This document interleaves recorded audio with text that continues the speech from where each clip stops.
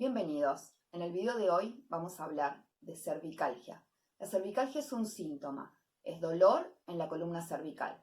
Este síntoma afecta al 50% de la población mundial que dice experimentar o haber experimentado en algún momento dolor en la región de su cuello, cefaleas, dolores de hombro o dolores en los miembros superiores. Por eso a lo largo de este video vamos a conocer cómo está compuesta nuestra columna cervical, cuáles son las principales estructuras.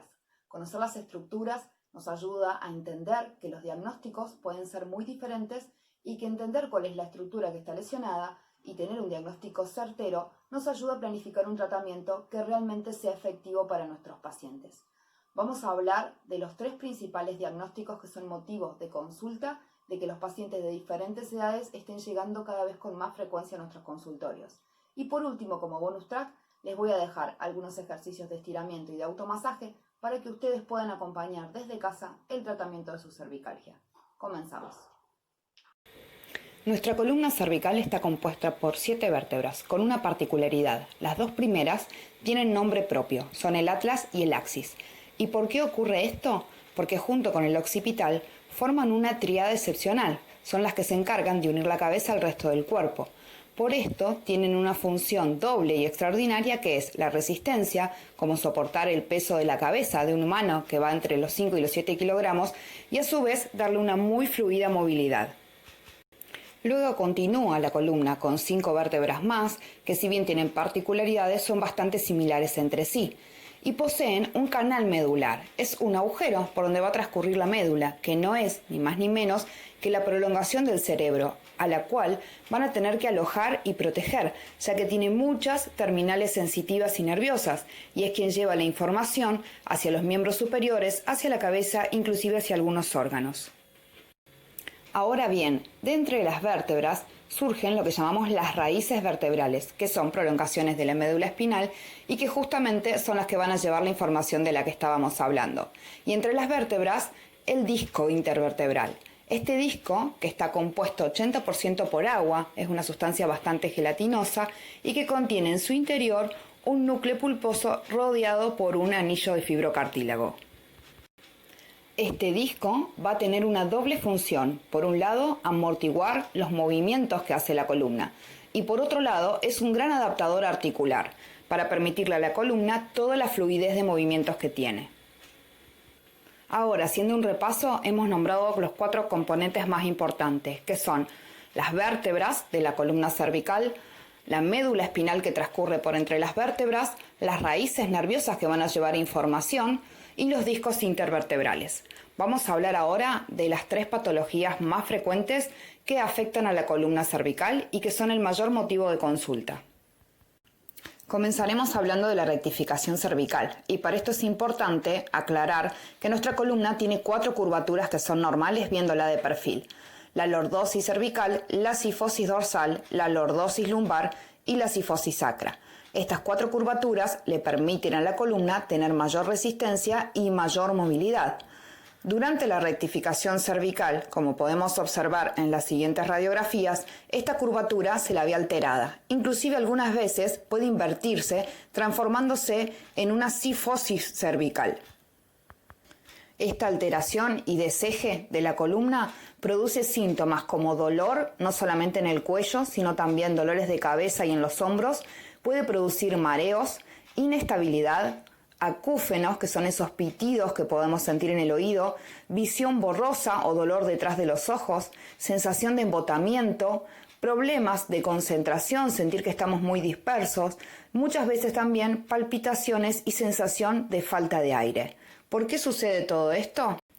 Porque nuestro cerebro recibe irrigación a través de varios canales vasculares que obviamente bombean desde el corazón hacia la cabeza. Cuando nuestra columna cervical está alterada, esto se ve dificultado. Por lo tanto, tenemos una mala circulación hacia la cabeza y una mala oxigenación.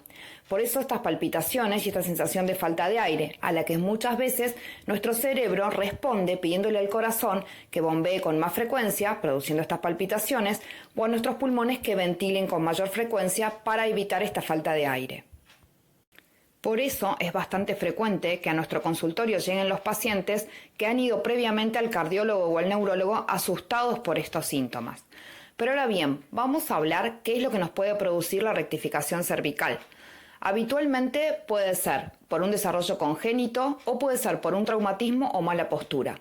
Entre los traumatismos, el más frecuente es el whiplash, que es este accidente que solemos tener estando estacionados y cuando nos embisten desde atrás, también conocido como latigazo. Un resbalón o una caída, donde al caer golpeamos con la nuca, un golpe de puño sobre la cara, entre otros de los traumatismos que podemos llegar a tener y que muchas veces hacen aparecer los síntomas a muy largo plazo.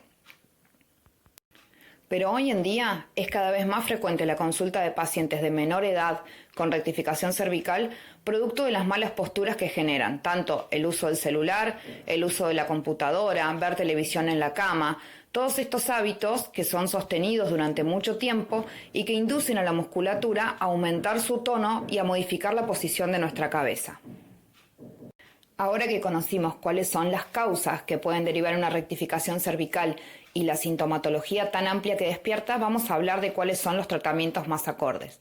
Para esta patología, y como se trata de una alteración mecánica en la columna, se sugiere que las terapias sean terapias manuales combinadas. Esto quiere decir que podemos recurrir a la quiropraxia, a la osteopatía, que tienen maniobras específicas para trabajar sobre las estructuras más rígidas y también sobre las estructuras blandas. El trabajo sobre las cadenas musculares, como pueden ser la corrección a través del RPG, y poder tratar de esta manera algunos síndromes como el síndrome de la corbata corta, que es cuando nuestra cadena muscular anterior ya se encuentra tan acortada que tiende a llevarnos la cabeza hacia adelante, induciéndonos también a la rectificación de la columna. Lo más importante es que el tratamiento esté enfocado a ayudarnos a corregir esta rectificación cervical y sobre todo a disminuir toda la sintomatología tan molesta que nos da. La segunda patología más frecuente son las discopatías, que son todo tipo de alteraciones que pueden sufrir los discos intervertebrales. En la imagen van a poder observar la diferencia entre la altura y la densidad de un disco normal a cuando el disco va sufriendo diferentes tipos de afecciones.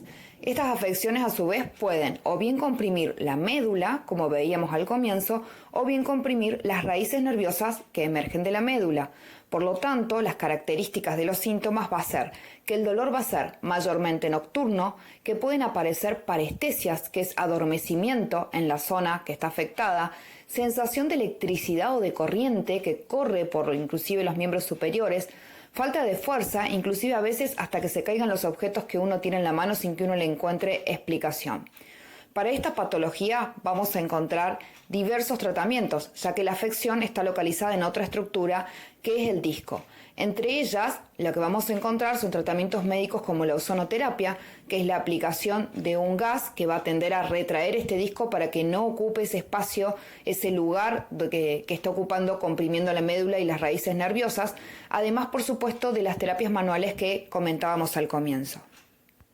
Voy a aclarar acá que estamos hablando de protusiones y de hernias que no son de indicación quirúrgica, sino que son tratables con métodos convencionales. Y por último, pero no menos importante, vamos a hablar de la artrosis. La artrosis, que no es otra cosa que el desgaste y la deformación de nuestras vértebras, afectándose sobre todo el cartílago articular, ya no tiene nada que ver con edad. Cada vez encontramos a pacientes más jóvenes que recurren al consultorio con radiografías donde efectivamente confirmamos que hay una artrosis cervical. Lo que tiene la artrosis es que genera rigidez y espasmo. ¿Por qué sucede esto? Porque nuestro cuerpo, como mecanismo de defensa, al encontrarse una erosión, una mayor fricción, una irritación de las estructuras, como son justamente las raíces nerviosas, genera un espasmo para que nosotros movilicemos menos la zona.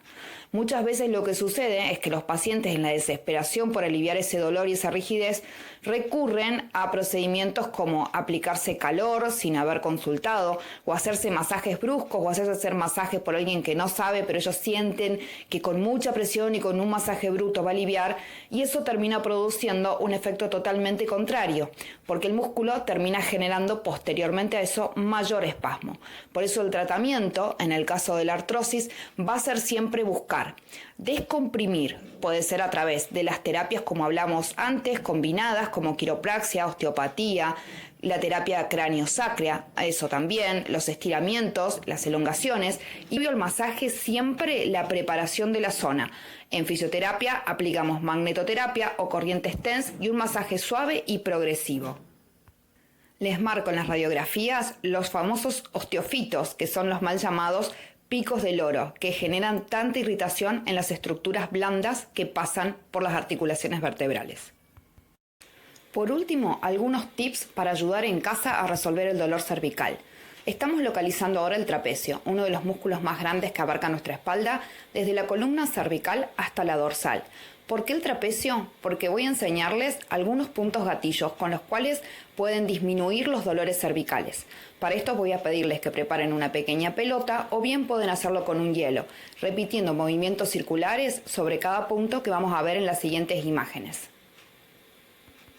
Para comprender la imagen vamos a entender que la X negra marcada es el punto gatillo y las zonas que aparecen de color rojo son los lugares a donde puede irradiarse el dolor cuando te lo automasajees con la pelota o con el hielo. Recordar repetir 5 a 6 movimientos circulares tanto en el punto que está entre las escápulas marcado como PG3 como en el punto que está en el trapecio marcado como PG2. Esas son las zonas donde podría llegar a sentir la irradiación. Posterior a eso encontramos otros puntos en la parte alta del omóplato que pueden irradiarse hacia el brazo y algunos en la zona anterior del cuello, en el músculo externo cleidomastoideo, que son los que pueden irradiarse hacia lo que es la cabeza y el ojo. Si bien el automasaje en estos puntos puede despertarte un poco más de dolor o estas irradiaciones que te muestro en el gráfico marcado en color rojo, va a producirte después un alivio, porque estos puntos gatillos son zonas hiperirritables que están localizadas en una banda muy tensa de un músculo esquelético. Son como nódulos que son palpables. ¿Por qué se producen? Porque nuestras fibras están compuestas por un montón de sarcómeras y durante las contracciones, cuando tenemos malas posturas, malas posiciones o sobreesfuerzos, estas sarcómeras quedan en acortamiento, produciendo un punto de mayor tensión. Eso disminuye el flujo sanguíneo, disminuye la llegada de nutrientes al músculo y disminuye el drenaje de las toxinas. Por lo tanto, aumenta la inflamación y el dolor, que puede ser local o puede ser un dolor referido hacia otra zona. Y por último, y con esto me despido, te dejo un estiramiento que puedes realizar de manera muy segura en posición de acostado para estirar tu músculo trapecio, aliviar tu cuello y no generar un sobreesfuerzo durante el estiramiento. Si el video te gustó, no te olvides de compartirlo y seguirnos en nuestras redes. Muchas gracias.